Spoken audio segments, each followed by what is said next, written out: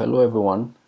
This presentation is about the military and human security, and our emphasis here is to understand, military security and human security, which are entirely different subject matters. We're trying to find out what these issues entail. What constitutes military security, what constitutes human security, what is the difference between the two of them, and how do we assess, or what is our evaluation of human security and military security in terms of international relations. How can we appraise or evaluate the nature of these two contrasting subject matters, and several other issues that are thrown up by these concerns. So that's what we're going to try to uncover in this presentation. Of course, human security has been argued, like I said, is entirely different from military security, or what others will call national security. So, national security, on the one hand, is a concept that implies, or that has to do with traditional notions of the states preserving their territory, their integrity, promoting their interests, and basically ensuring that the state survives. That's national security. Whereas human security is a more new concept, that concerns itself with expanding the scope of security issues. You know, so what scholars are trying to do with the human security debate is to expand the frontiers of the security concern. What does security mean? Let us extend it or expand it beyond just focusing on the state, focusing on issues of national security, issues of national interest. Let's expand and see if we can accommodate some other issues, within the scope of security. So basically, human security has to do with security beyond military means. Security beyond military means, and that is a move away from the traditional notion of security. The traditional notion of security is a more military style, you know, concern of security, which deals with interests, which deals with power, which deals with survival of the state, and so on and so forth. Okay, so those are the two sides to the security debate. One hand argues for human security, the other hand argues for um, national security. And one thing that is very, very significant is the fact that human security doesn't just try to expand the frontier of security, but of course it emphasizes the importance, the uh, the life, the value, the essence of the individual, the human person. So human security concerns itself essentially about the well-being, the survival of the individual. So those are the two sides to the security coin. Two sides to the security coin.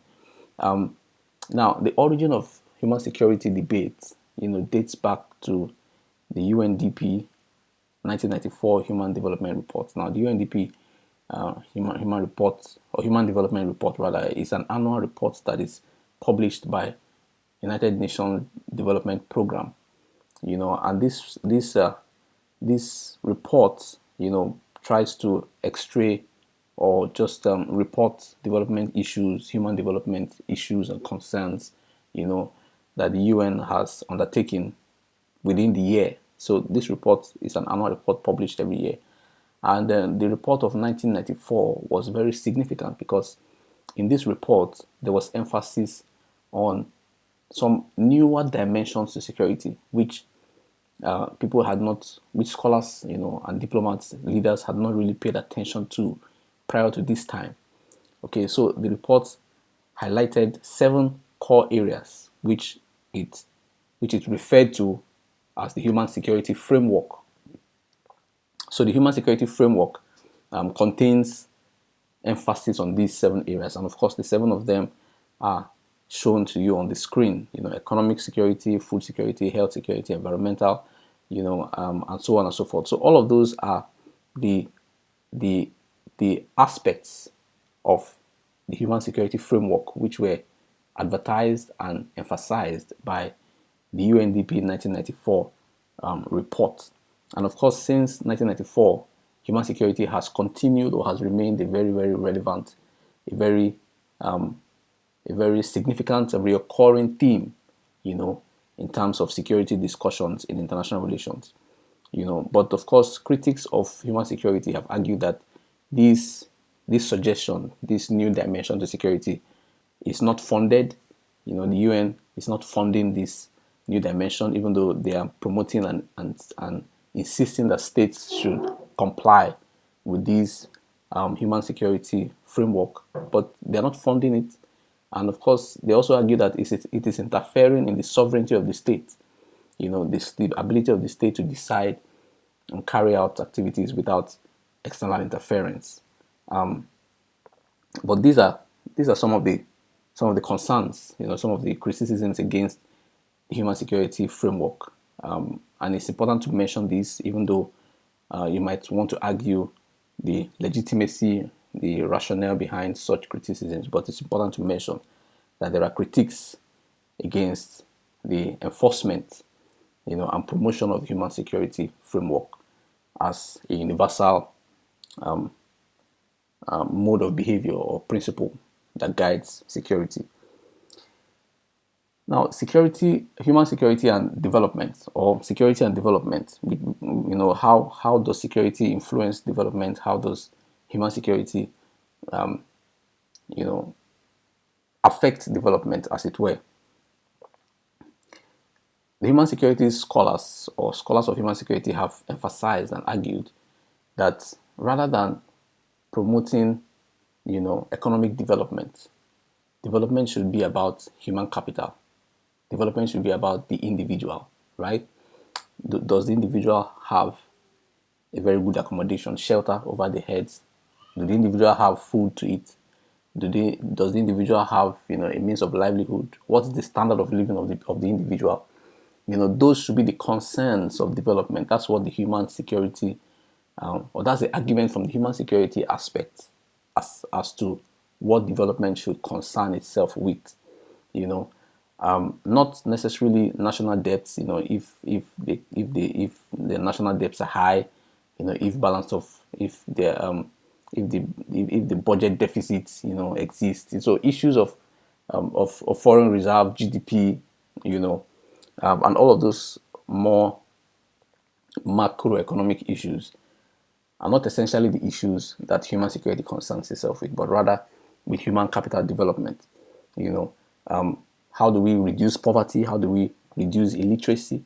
How do we eliminate discrimination and promote inclusive, participatory, governance, where everyone, has a part to play, has a role to play in the scheme of things. Political freedom is ensured, and so on and so forth. How do we ensure? All of these are from, from the human security perspective. What should development concern itself with? Development should concern itself more with providing butter for the citizens and not providing guns for the military. So that is what the gun butter dichotomy is. Where should the government spend more money on? Where should the state spend money on? Should they spend money on improving military arsenal, on equipping more, on recruiting more soldiers, on increasing military intelligence? Or should the state spend money on bettering the life of the citizen? These are some of the conversations about development and what development should be about. What development should concern itself, should engage itself in, what dimension development should pursue within the state. Scholars have argued that if the state invests in national security, in the military, in economic development, in looking out for the state and the survival of the state, without looking out for the internal politics of the state and ensuring that people are happy, people are prospering, people within the state are developing as well, then of course the state will be majoring in the minor, because once conflict breaks out within the state, then of course development is stifled, development is cut short.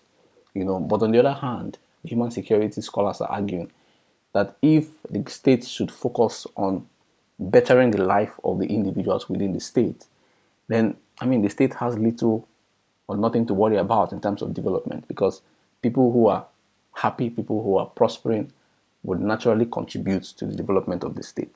Those are the arguments with regards to security and development. What dimension, what aspects, what should be the concern of development in terms of national security or human security. Where should development emphasize more on, or what should be the emphasis of development? I hope my point is made. That development issues, development initiatives should focus on human security, and not necessarily national security. That's the argument of human security scholars. Whereas the argument of national security enthusiasts is the fact that development activities, initiatives should focus on building the state, building a very strong, formidable state, that will protect and provide for the citizens. So it's important that we understand these debates about development and what should be the concern of development initiatives and programs. All right. Now, human security, of course, has been necessitated by the growing concern, of refugees, the growing concern of displaced persons that have resulted from mostly violent conflicts and, of course, other kinds of natural disasters, like flooding, earthquakes, tsunamis that have engulfed the world, but particularly violent conflicts have been one of the major factors that have motivated refugees, or motivated the growing need and concern for promoting human security, promoting economic security, promoting health security, environmental security, personal security, and all of those other seven aspects of the human security framework that we identified. So you will find out that as a result of violent conflicts, particularly in developing parts of the world, several refugees constantly are fleeing, or several individuals are fleeing from their homes and becoming refugees in other states, neighboring states particularly, and some others, or in fact many others, are being displaced within their home states. So they are internally displaced persons. The United Nations has a specialized agency, the High Commission for Refugees, established in 1950 to help manage refugees that were a fallout of the Second World War. But today, we know that the refugees that are managed by the UNHCR are not necessarily related to the World War II, but related to several other conflicts that have continued to engulf, several parts of the world today. Three major strategies of the UNHCR are repatriation, or returning of people to their homelands, reintegration, and resettling people, refugees, in sympathetic countries. So the UNHCR has three major mandates: return people from refugee camps back to their homelands, resettle or reintegrate people back to society, ensure that they have a place to stay, they can contribute meaningfully to the development within their society, and of course, ensure that those that want to resettle in other parts of in the other countries where they have gone, where they have gone to seek, where they have migrated to as refugees, can resettle properly. So the function of refugees occurs both within the homeland of the refugees and, of course, those refugees that want to remain outside. Those are the three major strategies that the UNHCR has adopted. And like I said, the cases, the number of refugees continue to grow, regardless of the fact that the UNHCR has done a lot, to try and return. I've done a lot to return, and in fact have returned actually. Several refugees, have ensured the resettlement of several other refugees in foreign countries, and so on and so forth. So the UNHCR has done a very tremendous job. But this job of the UNHCR has been further complicated by a lack or neglect of human security.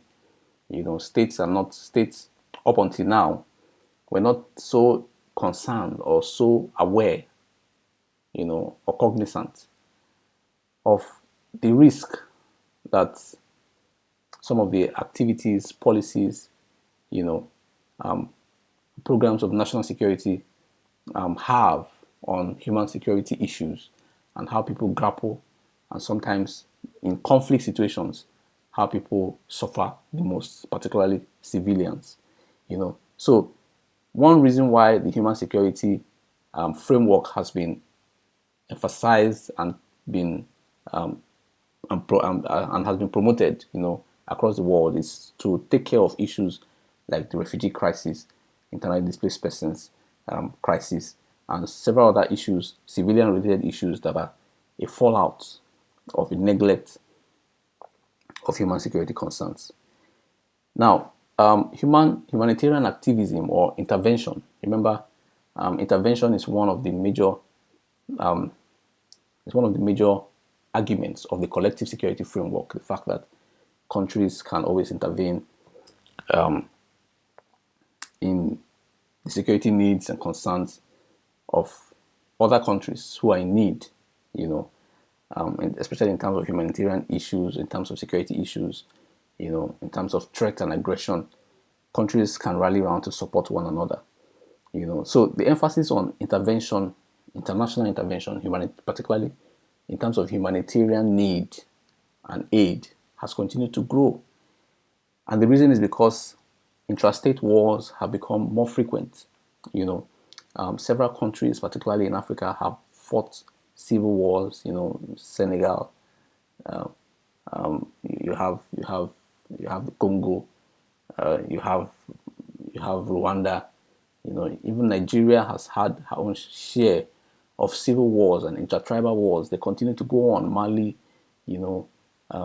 and so on and so forth. The cases are just numerous. Gabon, Gambia, and so the increase in these intrastate conflicts have made humanitarian intervention, more desirable, more relevant, because human beings, civilians particularly, are the ones who suffer the most casualties in these civilian conflicts, or in these interstate conflicts rather. And of course, a second reason why humanitarian activism has become so important is the growth of democratization. The acceptance of liberal democracy, the practice of liberal democracy, which of course includes respect for human rights, political freedom, and several other rights, all of the rights that the state has to provide and respect for individuals, have also been a reason why intervention has become necessary. Because once states sign up to implement and practice these democratic principles, then they are held liable. Civil societies hold them liable, NGOs hold them liable, several other groups hold them liable. The media holds states liable to implementing and practicing these democratic principles. And when it is seen or perceived that the state, is abusing the rights of citizens, is not looking out, is not able to ensure the safety and security of citizens, then of course intervention is almost always inevitable. Okay, but the question is, do states intervene in every case? What motivates intervention of states? What states intervene? Why do they intervene? Why do states intervene in some conflict situations and not in others? If you have understood our discussion so far in international relations, you understand that interests are very important to states. So even though states are a part of an agreement, a collective security agreement, states can always decide to go back on their word. And, not so much can be done against such states, because the states are sovereign. Okay, so states can decide whether to or not to intervene or support intervention in cases where such intervention does not favor the interest of such state. Even though human casualties, civilian casualties will erupt from such conflict situations, the states will still decide to just stand aside and watch. And one major example of that is the Rwanda Burundi crisis. You know, for several months, there was no form of international intervention. The US was just standing back, France was just standing back watching, while several millions of people were killed in that genocide. So the reasons why states will intervene, or states or other states, or states will not intervene in issues are entirely left to the states to decide. And of course, this can only be analyzed on a case by case basis. So I mean, you can do a simple Google search to find out why intervention was not, or why states did not intervene in the Rwandan crisis. But that is the case for the Rwandan crisis. You cannot use that Rwandan case to analyze, and you cannot use the analysis from the Rwandan case to judge, the non-interference in another case, because such a case will also have to be analyzed independently. That's the point that we're making. All right. But what are some of the factors that determine whether or not states will intervene in humanitarian activism? You know, of course, you have public opinion. Public opinion is one of them. What is the public saying? What is the opinion, the view, the perspective of the public? What does the public want? What is the emotion, the bias of the public? And of course, once you're able to ascertain what public opinion is and how strong such public opinion is, then of course states, based on such public opinion, and particularly when public opinion is overwhelming, states are forced, to intervene in certain conflict situations or in certain humanitarian activism, and of course when public opinion is not very, it's not very strong, very reliable, then sometimes states can just stand afar, or sometimes it can determine to what extent, such intervention is, how strong the intervention is, how significant it is, and so on and so forth. The second issue is what is called the CNN effect. So basically, the effect of the media, the international media. All right. So the international media has become one very, very important tool, that can push the hand of leaders to do things that they ordinarily would not have thought they could do. All right. So with the kinds of campaigns, the kinds of reporting, the kinds of documentaries that media organizations do, states are forced either to or not to respond in certain humanitarian issues, and in most cases, when such media pressure is so much, then states have to bow and respond or intervene, and when it is not, of course, the reverse is the case. National interests, that's one very major important factor that determines whether states intervene in humanitarian issues or not. And of course, the fear of such conflicts, crisis spreading to neighboring states.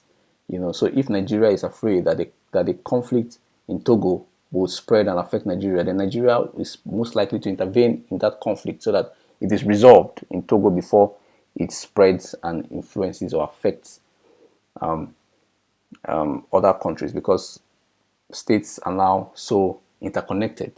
Whatever is going on in one part of the world can very rapidly get to other parts, and the coronavirus or the COVID-19 pandemic is one very important example, or one very significant example of that. So these kinds of cases, or these kinds of situation of the spread of crisis beyond particular territory, is one major issue that has made intervention, very, very necessary, and that can determine whether or not states intervene in humanitarian issues. Now, this idea of universalism, of intervention, of collective cooperative society, or a cooperative international system, where there's collective responsibility, where countries are responsible for one another, or countries have the back of one another. This idea of universalism has also been subjected to certain scrutiny, or certain critique. And some of these criticisms are the fact that some opponents, some critics of universalism argue that the norms, universal norms, that there has to be equality of the genders, there has to be freedom of religion, freedom of conscience. These universal norms are intruding in the affairs of sovereign states. Some states do not still believe or accept that women should be given equal opportunities as men. And they argue basically that this international norm, this universal norm, is infringing on the sovereignty of such states. And such states also argue that they should have authority over their jurisdiction.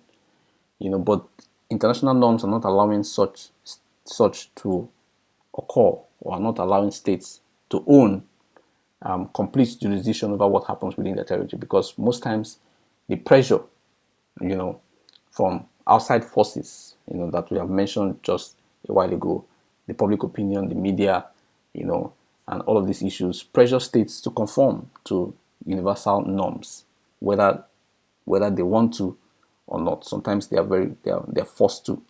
And a second argument is the fact that universal norms also do not promote the differences, differences in religion, differences in culture that exist among states. And so while these differences are very, very fanciful, very, very important, because it's important to preserve culture, it's important to preserve religion, and certain other social norms that are indigenous, but in most cases, these universal norms override or undermine the culture, undermine the differences that exist between states, and it tries to cover up these differences. And so critics have argued that universalism, universal norms, universal concerns, seem to erode or diminish, the beauty of the differences that exist among states, and how these differences, of course, also influence the interactions that go on among states. And so, one of the solutions that have been suggested to this critique or criticisms against universalism are the fact that rather than emphasize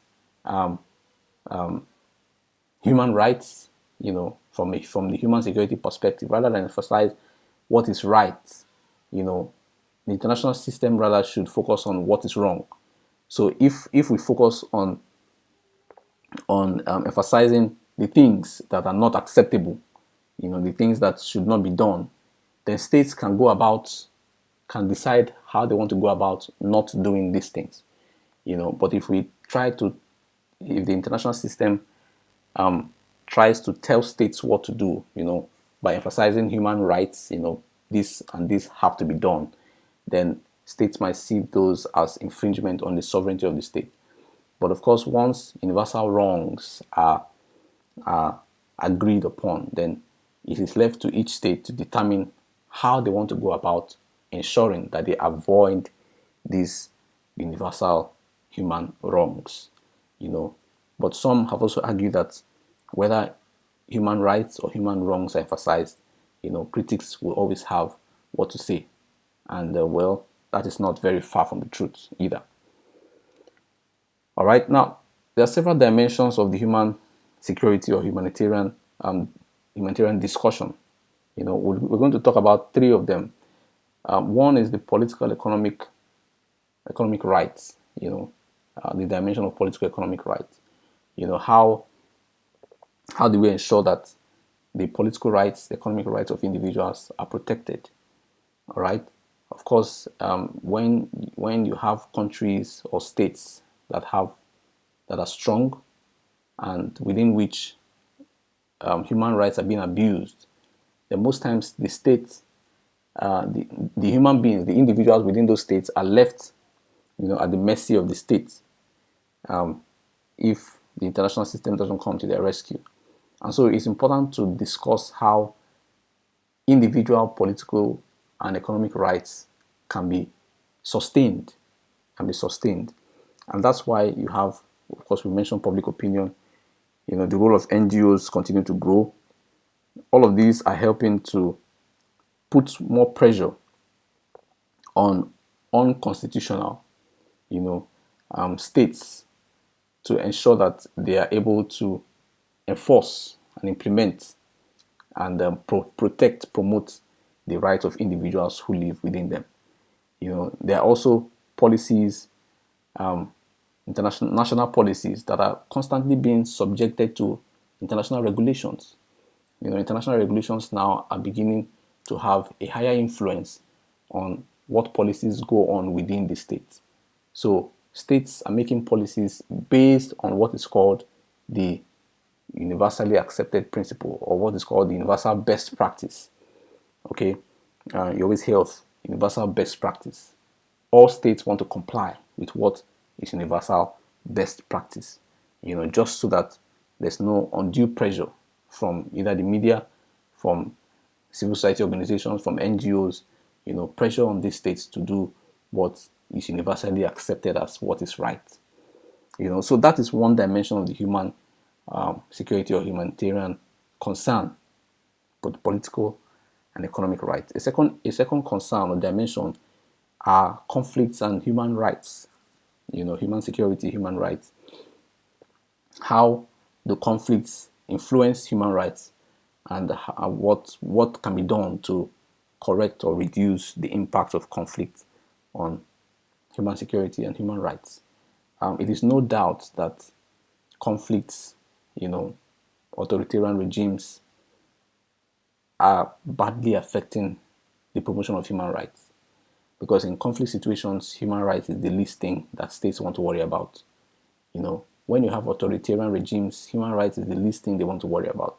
So these two issues are issues that have negatively affected, the protection of human rights, and increasingly, it seems as if the war on terror, the various attacks and counterattacks that have attended or that have followed, that have resulted from the war on terror, have further complicated human security issues. People have been caught, or people have been caught in crossfire with several terrorist groups, either by attack or defense. Several lives, civilian lives, have been lost. Several women have been violated. Several children have been forced to carry arms, and so many other atrocities that have resulted, from this conflict and global war on terror, particularly. Okay, and like we already know, women, children, aged, the vulnerable population are the ones who suffer the most in the situations of conflict. In fact, the UN has reported that almost 300,000 soldiers, and this number must have increased because this was a report from some 3-4 years ago. Child soldiers are involved in conflicts around the world today. And that's a concern, because children are not soldiers. But when you make a child a soldier, it is difficult to return that soldier back to a child. And so these are concerns that have stemmed from the role of conflict in undermining human security, human rights, in the international system or in international relations. All right. Now, beyond just killings and abuse of individuals, you know, conflicts also undermine health. Conflicts undermine education. Conflicts undermine the nutrition of people. Conflicts undermine the environment.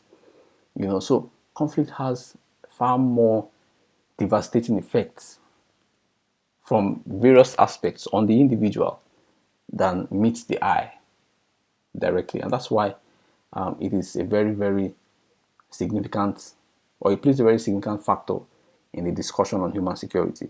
We must try our best, or states must do everything within their power to reduce and mitigate the ease with which conflicts occur, the pressure, the tensions that easily lead to conflict, or that can easily escalate to conflict. All of this must be prevented. Preventive diplomacy must be the way forward. And of course, there are some factors that have been given as well that have helped to undermine or reduce conflicts around the world. The growth of democracy. There's also economic interdependence, the fact that economies are dependent on each other. And so if one economy is in crisis, several other economies will suffer. And so this economic interdependence puts states on their feet and to make them ensure that there's no conflict that undermines the economic prosperity of such a state, and by so doing affects negatively other states that are economically connected with such a state. So economic interdependence is also another very important issue that has helped to manage to a large extent the amount of conflicts, the devastating nature of conflicts. There's also the issue of economic or the decline in the economic utility of war. Wars are not economically viable enterprises.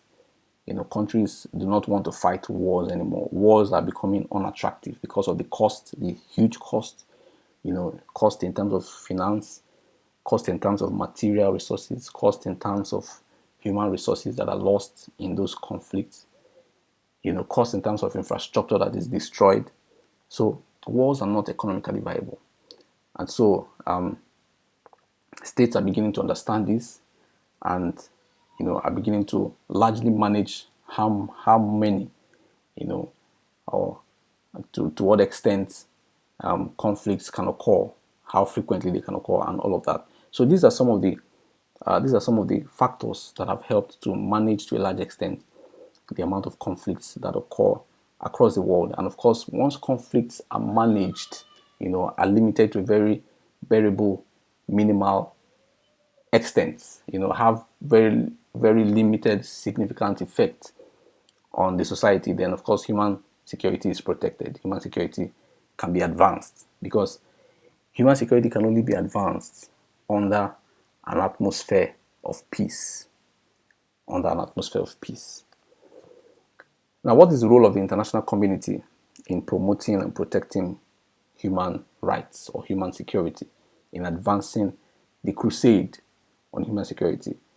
The International Criminal Court, was created in 2002, and even though this is a court of last resort, because a court of last resort in the sense that the ICC doesn't try cases that have not been tried and closed by the national judicial processes or structures, and of course the ICC tries basically cases of human rights violation, cases of human rights abuse, cases of genocide, war crimes, and crimes against humanity. All right, those are the kinds of cases that are tried by the ICC, the International Criminal Court. Human rights violation, war crimes, crimes against humanity, genocide. Those are cases tried by the ICC. And we're saying that before the ICC tries a case, that case must have been tried by the national judicial system, that must have passed through the national judicial process of the state or the individual who is bringing such a case to the ICC. So it is a court of last resort. But to a very large extent, the ICC has helped settle, or has helped bring several individuals, to justice. Individuals who have not paid attention to human security, individuals who have not paid attention to the promotion and the furtherance of the arguments, the concerns of the human security debate. There have been several treaties, several conventions, several agreements also that have been signed by state parties, just to help ensure and promote, protect human security. There's also the responsibility to protect, what is called the R2P, responsibility to protect, which we'll talk about just in a bit. The UN also has certain specialized agencies that have also helped to emphasize certain aspects of the human security issue: education, health, women issues, refugee issues, and what have you. So the UN has done quite a lot in establishing agencies that have helped to promote and emphasize and ensure that they monitor and manage development from various aspects, or various aspects of development in several states, member states of the United Nations. NGOs also are contributing largely to human security in terms of information gathering, in terms of information analysis, in terms of providing relief operations, and so many other functions that NGOs perform, just in order to further advance human security. Now, the responsibility to protect, which is where we're going to end this presentation, is one principle, that was established in 2005, and this principle basically states that when a state is unwilling or unable to protect the people within its territory, then the international system has a responsibility to protect these individuals. So of course, the mandate of every state is to protect life and properties, to ensure that the people are safe, are secure, that there's freedom from want, freedom from fear, freedom from, from anxiety, freedom from, basically that people are free. That's the mandate of the state. But when one of two things, when one of two things is the case, when the state is either unwilling to fulfill this mandate, it means that the state can but doesn't want to. That's unwilling. Or when the state is unable, it means that the state is willing to do it but it is not able to do it. So if either of these two circumstances arise, then the international system has the responsibility to protect the people within such a state. So that is what the principle of the responsibility to protect means. All right, and this is basically a principle that has been established to ensure that people who are living within countries that are either weak or that are, either unable to protect their lives, or countries that are willing but for some reason, whether for reasons of regime type or reasons of religion or culture, are not willing to protect the people. Such people do not just, remain at the mercy of such mindless governments or states. So the international system has such a responsibility, to prevent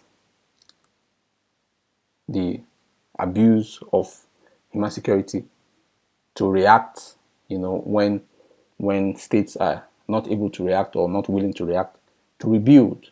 That is also part of the responsibility to protect, to rebuild, rebuild what has been broken, what has been destroyed, properties, infrastructure that has been lost, and of course to protect the life of the citizens who are within such a state. So the principle of responsibility to protect has these four major dimensions: to prevent, to react, to rebuild, and to protect. And of course, there are instances, like we said, where states have not just intervened. Syria is one current instance.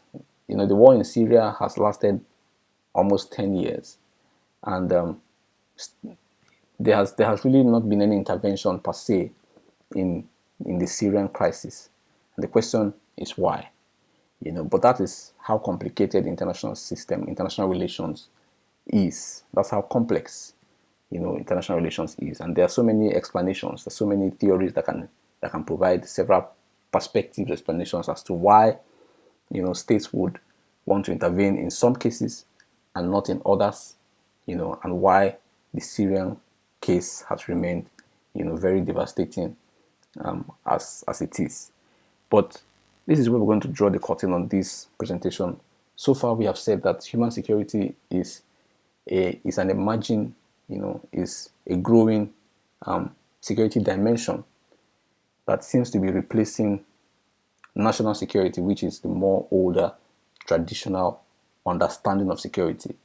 And human security is trying to expand the scope of security to include the human or the individual, the human being, as the center focus of security concerns. Security activities, initiatives should center around the human person. We've talked about the 7 dimensions of the human security framework. We've talked about human security and development. What should development focus on? Should it be gun or butter? Should it be poverty alleviation? Should it be reducing illiteracy? Should providing food, or should it be debts, national debts, GDP? The foreign reserve. Are these the issues that the state should be concerned about? We've talked about the dimensions of humanitarian activism as well. The political economic factors, or political economic rights, and the fact that these rights need to be protected, the role of conflicts in undermining human security. And of course, we also talked about some of the functions or the role that the international system has played in establishing the ICC, signing of treaties, the role of NGOs, and several others, specialized organizations, and so on and so forth.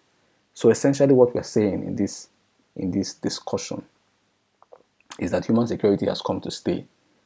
And even though national security is not entirely useless, because states' borders must still be protected, states must continue to have a well-equipped military that is able to protect the integrity of such a state. States must have, they must be concerned about their national debt, concerned about GDP. So all of the issues that national security argues are still very, very relevant.